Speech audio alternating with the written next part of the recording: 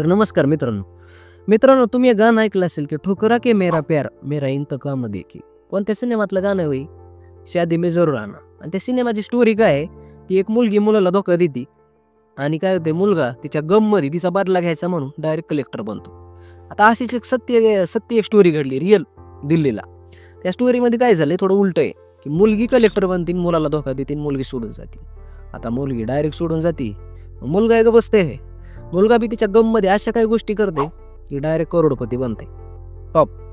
तर काय ह्या स्टोरीची कथा, चला आपण जाणून घेऊया. मी माऊली मुरकुटे, स्वागत आहे तुमचं माऊली मुरकुटे ऑफिशियल यूट्यूब चॅनलमध्ये. तर मित्रांनो, होत आहे काय, एक शेतकरी गरीब कुटुंबातला एक मुलगा आहे, ज्याचं स्वप्न आहे, आता प्रत्येक मुलाचं स्वप्न असते की बाबा सरकारी नोकरी करायची. आणि सरकारी नोकरी बी अशी करायची की डायरेक्ट टॉपची. आणि टॉपची सरकारी नोकरी कोणती असते?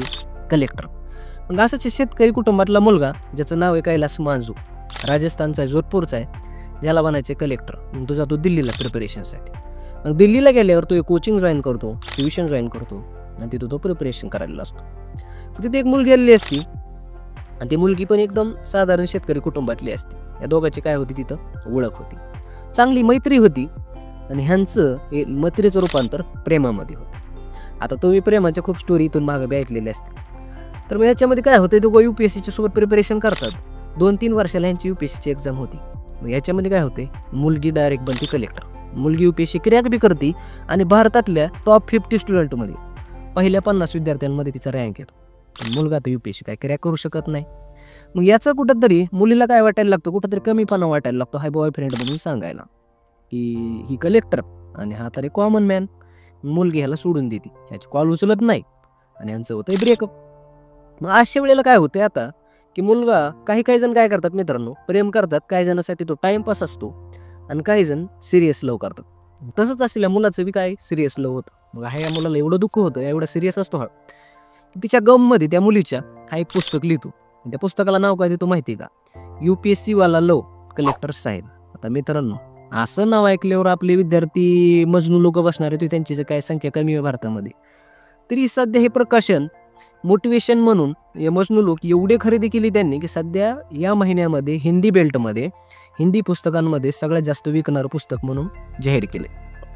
UPSC वाला लव कलेक्टर साहेबा असं या पुस्तकाचं शीर्षक आहे, नाव आहे. मग ह्या मुलांनी एका महिन्यामध्ये स्वतःचे पुस्तक प्रकाशित केलं, पब्लिश केलं आणि हे इतके ह्याच्या कॉपीज प्रोव्हाइड केल्या आणि इतकी ह्याची डिमांड पण वाढली.